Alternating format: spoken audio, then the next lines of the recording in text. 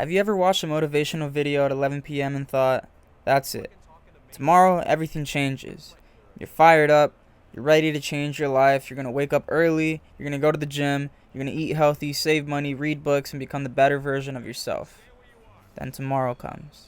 The alarm goes off, and you're tired. You don't want to go to the gym anymore. The 6 scrambled egg whites doesn't sound as good as the Eggos. And you're standing there butt booty naked wondering, what does a cold shower even really do? And suddenly, all that motivation from last night is gone. I know because I've done this more times than I'd like to admit. And for a long time, I just thought successful people were more motivated than everyone else.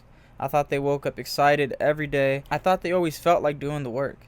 But the older I get, the more I realize motivation is one of the most overrated things in self-improvement. Motivation is great for getting started, don't get me wrong. But it's terrible for staying consistent. Because motivation is an emotion. And emotions change constantly.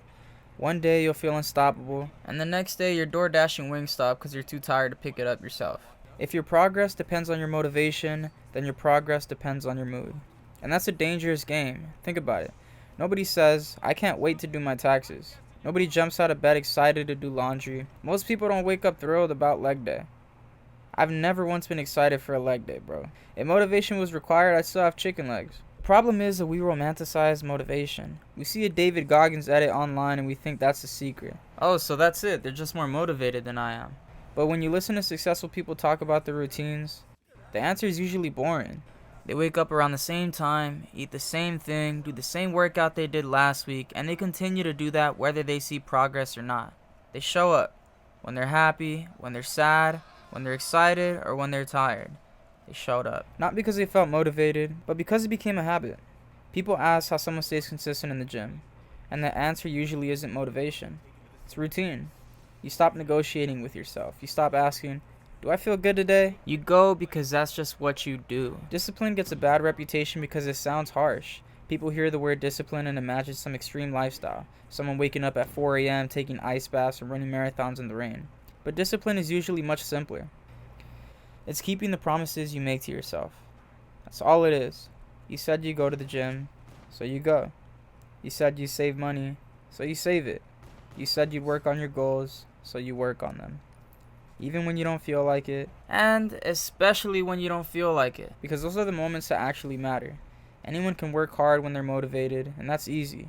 The real test happens when motivation disappears. And trust me, it's gonna disappear. Motivation is like that one friend who swears they're going to be on time. They sound very convincing. They say they'll be there. And then the time comes, and they're, oh, bro, I'm just leaving my house right now. I'm 15 minutes away. 30 minutes after they said they were going to be there. Discipline is a friend who actually shows up. Not flashy, not exciting, just reliable. And that's what creates results. One thing that changed my mindset was realizing that I don't need to win every single day. I just need to avoid quitting. Most people underestimate consistency because consistency is boring. Nobody gets excited about going to the gym for the 400th time. Nobody celebrates reading 10 pages a day, but those small actions add up. The person who saves a little money every week eventually builds wealth. The person who trains consistently eventually gets stronger. The person who reads regularly eventually gains knowledge. Small actions become big outcomes. And that's the power of consistency. And consistency comes from discipline, not motivation. So if you've been waiting to feel motivated before you start something, stop waiting and start now.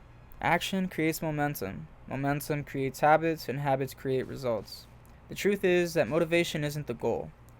The goal is to build a life where you don't need motivation. A life where your habits are strong enough to carry you forward on the days where you don't feel like trying. Because those days are coming, for all of us. And when they do, motivation won't save you. Discipline will.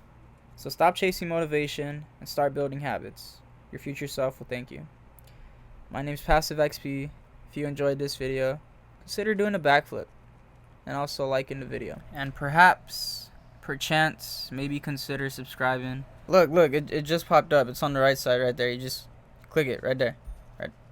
Alright. And whether you enjoyed this video or not, I appreciate you watching. See you in the next one.